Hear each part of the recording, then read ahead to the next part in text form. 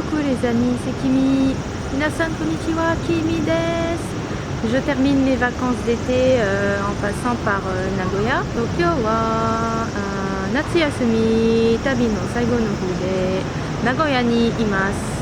Pour les personnes qui y sont déjà allées, je suppose que dans les images précédentes, vous avez sûrement reconnu le temple Toganji avec la grande statue de Bouddha. Et donc après la visite de ce temple que je vous recommande d'ailleurs, que pourrait-il bien y avoir à Nagoya et presque seulement à Nagoya? Alors regardez, on va transplaner.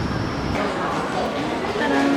Et voilà, je vais me transplaner avec le masque. Est-ce que vous arrivez à voir où je suis? Regardez, regardez.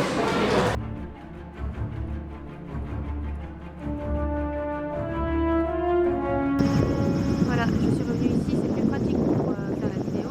Donc oui, il y a à Nagoya le café Harry Potter. Il est vrai que Harry Potter ce n'est pas très japonais, mais le célèbre petit sorcier, sachez qu'au Japon il a plutôt la cote. Déjà par exemple Universal Studios Japan, il y a aussi le projet d'ouvrir un parc à thème à Tokyo. Donc Harry Potter c'est assez apprécié des japonais. Et cet été, pour fêter les 20 ans de la sortie du premier film, donc Harry Potter à l'école des sorciers, deux cafés sur le thème de Harry Potter ont ouvert au Japon. Et seulement deux. Un à Tokyo et donc un à Nagoya. Et quand on dit que la saga est assez populaire auprès des Japonais, ça se comprend et ça se constate quand on voit que les réservations pour aller au café sont très vite parties. Vraiment très rapidement une fois que l'annonce a été faite. En effet, pour se rendre à ces cafés qui sont en plus éphémères, donc d'ailleurs celui de Nagoya est ouvert jusqu'à aujourd'hui 22 août 2021, il faut effectuer une réservation par internet, une réservation qui plus est payante, soit 715 yens par personne et dont la facture doit être réglée à l'avance. Donc c'est un peu une condition abusive, mais ça n'a pas pour autant rebuté les fans qui se sont littéralement jetés sur les places disponibles. Vraiment les créneaux pour le week-end et l'heure du déjeuner se sont très vite retrouvés pris. Donc c'est très difficile de trouver un créneau qui peut convenir quand on travaille ou quand on n'est pas sur place. Et c'est d'ailleurs pour ça que je me retrouve aujourd'hui ici à Nagoya pour pouvoir aller à ce café. Ah oui, moi, en tant que grande fan, je ne pouvais pas passer à côté de cette occasion.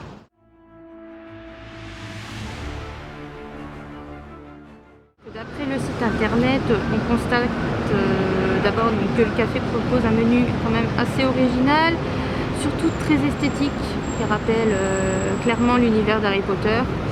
Il y a des plats, des desserts, des boissons assez uniques et également des goodies originaux et des cadeaux pour les gens qui ont réservé. J'ai hâte de découvrir ça. C'est surtout misé sur l'esthétique en fait. Je suis d'ailleurs assez surprise qu'on ne retrouve pas par exemple la bière au beurre dans le menu ou pourquoi pas des cocktails originaux qui auraient pu porter le nom de Polynectar ou de Félix Félicis, même pas de filtre d'amour, c'est dommage aussi. Mais après, c'est bien, on retrouve entre autres le mythique gâteau d'anniversaire de Harry, offert par Hagrid dans le premier film, que d'ailleurs on pourrait customiser, donc j'ai hâte de découvrir ça aussi. Après, ça reste de la cuisine très simple.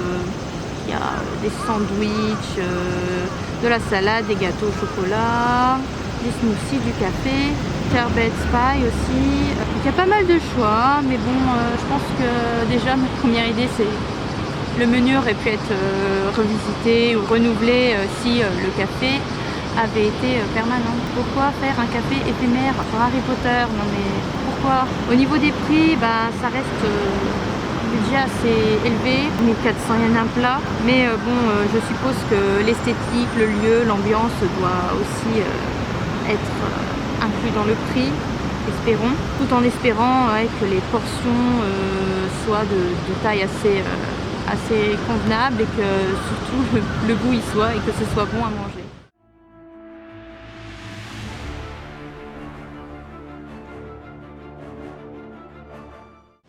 Donc en compagnie de mon petit Kuma-san, bonjour, je vais aller découvrir donc la déco, l'ambiance, tous ces plats. Le café Harry Potter de Nagoya, lui, est ouvert depuis le 23 juillet, il me semble, jusqu'à donc aujourd'hui 22 août 2021. Et il se trouve donc dans le centre commercial La Chic, près de la station Sakae. Comme il s'agit de mon unique visite, j'ai décidé, après avoir regardé le menu, de me faire plaisir et de me faire un bon menu bien complet, en commençant par un smoothie rafraîchissant, suivi d'une salade, un bon plat et je vais terminer par un gâteau avec un petit café latte pour le dessert. C'est vraiment histoire de profiter, de goûter le maximum de choses et de voir la beauté de ces petits plats. Il faut avouer qu'ils sont esthétiquement, ils sont vraiment très beaux. J'ai envie de me faire plaisir, même si l'addition risque d'être assez salée. Je ne possède pas de retourneur de temps pour revenir à ce café, donc voilà, je vous emmène déjeuner au café Harry Potter. Voilà, j'ai atterri ici cette fois et j'ai une réservation pour 12h40, donc un peu avant je dois aller faire la queue et puis choisir mon menu. On peut déjà choisir en faisant la queue, je pense que c'est question d'organisation. Surtout qu'en fait on peut rester dans le café que 80 minutes, donc c'est chronométré.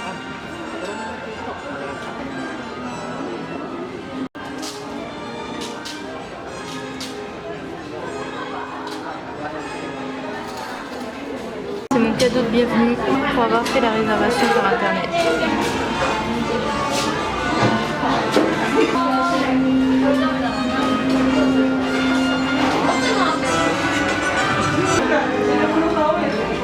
Donc tout arrive un peu en même temps, c'est un peu n'importe quoi. Je vais quand même tout savourer petit à petit. Désolée, la table est petite, je ne peux pas tout filmer en mangeant.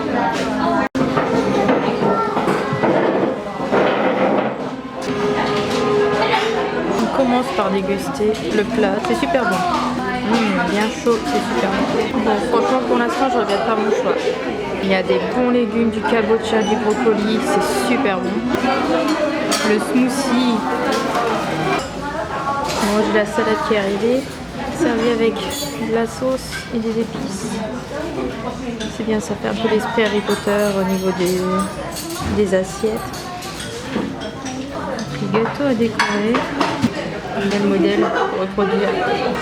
Je vais m'attaquer à la déco du gâteau. Et tada!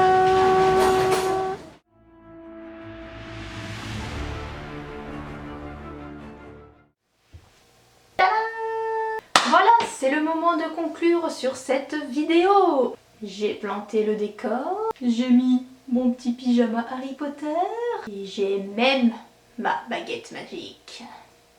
Déconne, c'est juste un stylo. Après cette expérience du café Harry Potter, je garde un avis plutôt mitigé. Pour tout fan de la saga, c'est un très bon moment bien sûr. Mais en ce qui me concerne, je suis ressortie à la fois contente et à la fois déçue. Première raison de ma déception, c'est d'ailleurs pour ça que je me retrouve à faire cette conclusion chez moi. Et aussi parce que ma carte mémoire était pleine. Niveau confort, on ne mangeait pas du tout à l'aise. C'était petit, j'avais une petite table et j'étais assise sur un tabouret. Au bout de 80 minutes, je peux vous dire qu'on a littéralement mal aux fesses. Au moins on dépasse pas la limite de temps autorisée. Il y avait à peine la place pour mettre tous les plats. Même pas une petite place pour mon petit Kuma-san. Et donc cela conduit au deuxième point. Les plats et les boissons arrivaient tous en même temps. Et dans le désordre. Mais genre, le gâteau et le café sont arrivés en premier. Je vous rappelle qu'on avait une feuille de commande à remplir avant d'être installé à table. À quoi servait cette feuille si ce n'était une meilleure organisation ? Je me suis d'ailleurs permise de faire la remarque à une des serveuses. J'ai pas vraiment compris ce qu'elle m'a répondu, mais ce qui est sûr, c'est que c'était un ton très désagréable. Donc, troisième point négatif, un service mauvais. Clairement les serveurs c'était des jeunes recrutés en baito quoi, en petit job à temps partiel, des petits jeunes qui ont besoin de financer leurs études, ils cherchent un petit job à faire, peu d'expérience, manque d'aisance, maladresse au moment de servir, on a même oublié de m'apporter des couverts, hein. Je n'ai pas pu bien profiter de mon repas, ni de bien vous montrer les plats, ni le commenter en direct. Donc voilà, à vouloir trop bien organiser, c'était plutôt désorganisé. Même pour les goodies, on pouvait seulement se rendre au coin goodies et faire ses achats quand on appelait notre numéro. Un petit numéro qu'on recevait au moment de la commande. Et après, ce n'était plus possible de réeffectuer des achats. Genre, on avait oublié quelque chose ou on voulait racheter un deuxième produit en plus, on pouvait pas, c'était pas possible. Encore ça, je suppose que c'était parce que le café était très petit, compte tenu de la crise sanitaire, voilà, c'était pour éviter qu'il y ait trop de personnes qui se déplacent en même temps, voilà, pour respecter aussi les distances de sécurité. Ça aurait pu être quand même un petit peu moins strict à ce niveau-là. Le point positif, finalement, ça revient tout de même au plat. Vraiment, ils étaient aussi beaux que sur les photos. La présentation, vraiment, c'était irréprochable. Ils ont vraiment très bien travaillé là-dessus. Bien que au niveau du goût, c'était bon, mais sans pour autant être digne d'une cuisine gastronomique de haute qualité. Après, alors moi, ce que j'ai préféré, c'était le sherbet pie. Je ne sais pas si je prononce bien, désolée. Il était servi bien chaud, avec vraiment des légumes bien frais, bien tendres. La salade à côté, elle était moins succulente, mais esthétiquement, j'ai vraiment bien aimé comment elle était présentée. On retrouvait vraiment dans un petit pot la petite plante mandragore qui était représentée par une boule de pommes de terre et elle était enrobée donc de terre qui était représentée par des petites algues qu'on appelle kijiki. Ça paraissait un petit peu trompeur comme présentation, mais vraiment tout le contenu du pot était bien comestible. Le smoothie, lui, j'ai bien aimé aussi, il ressemblait vraiment à une petite potion. Ils avaient fait en sorte que de la vapeur s'échappe du dessous du récipient. Et aussi, même chose pour le café latte, ils avaient disposé une petite carte du Poudlard Express et pour représenter donc la fumée qui s'échappe de la locomotive, ils avaient donc mis au-dessus du café un peu de barbe à papa. Je suis pas vraiment fan de la barbe à papa, mais du coup ça faisait une jolie présentation aussi. Et enfin, c'était vraiment amusant de pouvoir décorer le petit gâteau soi-même. Donc avec de la crème pâtissière et quelques fruits.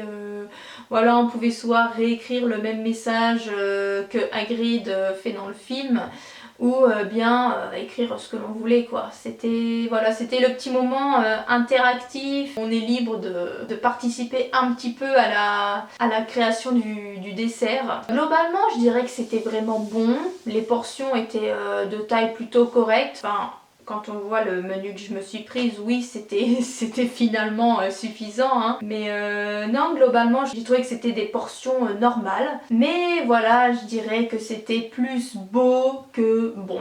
Ensuite, c'est vrai, c'était globalement sympa, mais je trouve qu'il manquait encore un petit peu le côté vraiment magique. Il y aurait pu y avoir plus d'éléments clés pour vraiment transporter le client dans l'univers de la saga. Enfin, même moi j'aurais vraiment aimé voir les serveurs vraiment déguisés, se comporter un petit peu comme des sorciers ou ils auraient pu imaginer plus de choses pour vraiment nous faire voyager dans le monde d'Harry Potter. Donc voilà, c'est pas une super vidéo, mais bon, j'espère que cela vous a plu. Un petit pouce bleu.